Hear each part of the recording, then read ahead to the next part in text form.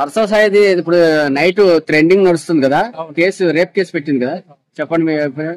So Harsha సాయికి మీద rape case పెట్టిందంటే నిన్న ఒక అమ్మాయి, so big boss OTT contestant, so తన పైన నార్సింగి పోలీస్ స్టేషన్ లో 376 అదేవిధంగా 354 రేప్ కేసు మరియు అతన్ని చీటింగ్ చేసిన కేసు కూడా నమోదు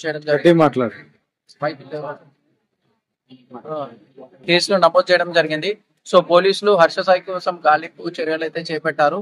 సో అతని సస్వరమైనటువంటి వైజాగ్ అదేవిధంగా ముంబైలో ఉన్నటువంటి సమాచారం కూడా ఉంది. సో 4 ప్రత్యేక బృందాలు అయితే అతని కోసం గాలిస్తున్నాయి. పాయింట్ లో మీరు ఏది కరెక్ట్ అంటున్నారు? ఆల్రెడీ మంచి పనులు కొంతమంది చేస్తున్నాడు కదా, అతని మీద రేప్ కేసు పెట్టడం ఏంటి? సో రేప్ చేశాడు కాబట్టి రేప్ కేసు పెట్టింది.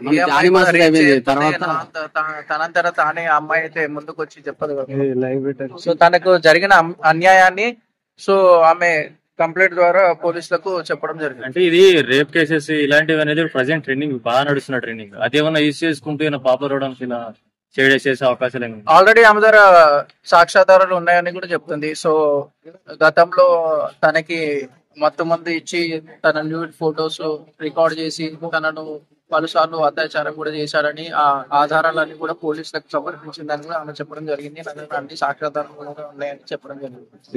రీసెంట్ గా 1 hour కి గంట తర్వాత టీవీ 9 కి ఆడియో చిన్న క్లిప్ ఇచ్చాడు అక్కడ హర్ష సాయి, నేను నా తప్పేమి లేదని. సో అదేదో 2 seconds క్లిప్ తోటి మనము ఓవరాల్ జడ్జ్ చేయలేము. సో పోలీస్ ఇంట్రాగేషన్ లో నిజానిజాలని కంపల్సరీ తెలుస్తాయి. సో దానికోసం అయితే వేచి చూడక తప్పదు.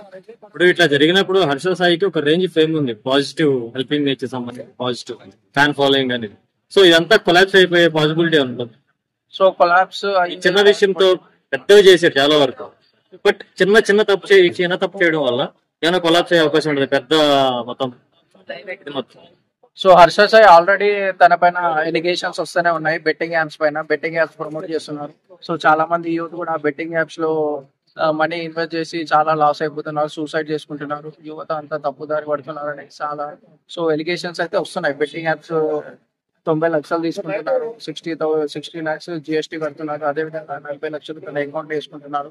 సో ఒక టీమ్ ని ఫామ్ చేసుకొని ఏదో పేదలకి సాయం చేస్తున్నట్టు ఒక పెద్ద మాఫియా అయితే నడిపిస్తున్నారు అంటే ఎలిగేషన్స్ అయితే సో 1 year నుంచి నడుస్తూనే ఉందన్నమాట.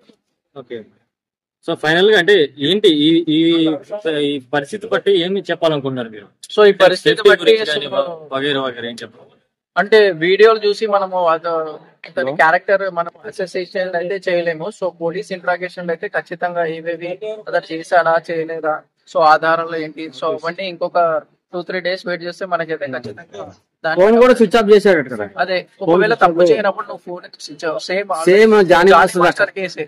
అతను ఒక ట్విట్టర్ లో ఒక పోస్ట్ కూడా పెట్టడం జరిగింది, ఇవన్నీ ఫాల్స్ అలిగేషన్, కావాలని నా పైన డబ్బు కోసం ఇదంతా చేస్తుంది అమ్మాయి అని చెప్పడం కూడా జరిగింది. మా అడ్వకేట్ ఈ కేసు గురించి చూసుకుంటాడు అని చెప్పడం కూడా జరిగింది. సో నువ్వు తప్పు చేయనప్పుడు మీ అడ్వకేట్ ఎందుకు మాట్లాడతాడు? సో నేను జరిగిన సరైన సాక్ష్యాధారాలు ఉంటే నువ్వు కంపల్సరీ ఒక వీడియో చేసి లేదంటే పోలీస్ స్టేషన్ కి వెళ్ళి నేను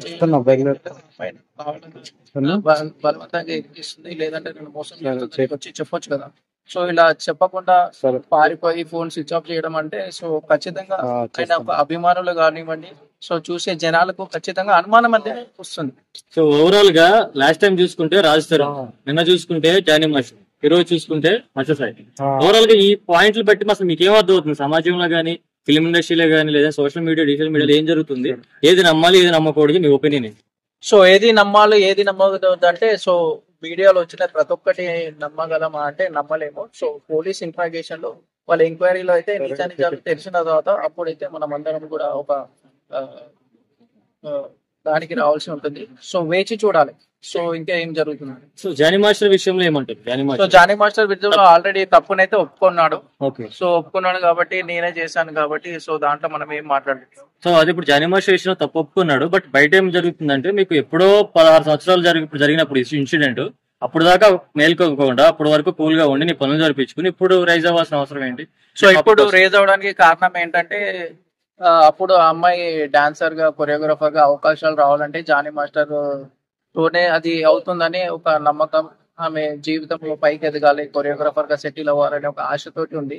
సో ఈ గత కొద్ది రోజులుగా ఏమైపోతుందంటే వాళ్ళ జానీ మాస్టర్ వైఫ్ కూడా ఆ అమ్మాయిని చాలా సార్లు కొట్టడం, చంపేస్తానని బెదిరించడం, మతం మార్చుకోమని చెప్పి పెళ్లి చేసుకోమని ఒక ఒత్తిడి అనేది చాలా తీవ్రతంగా పెరిగిపోయింది కాబట్టి ఆ అమ్మాయి ఈ రోజు బయటికి వచ్చింది. లేదంటే అమ్మాయిని చంపేసే అటువంటి అవకాశాలు కూడా ఉన్నాయి కాబట్టి ఆ అమ్మాయి ఈ రోజు బయటకు వచ్చి తన యొక్క గోడుని వెళ్ళబోచుకుంది.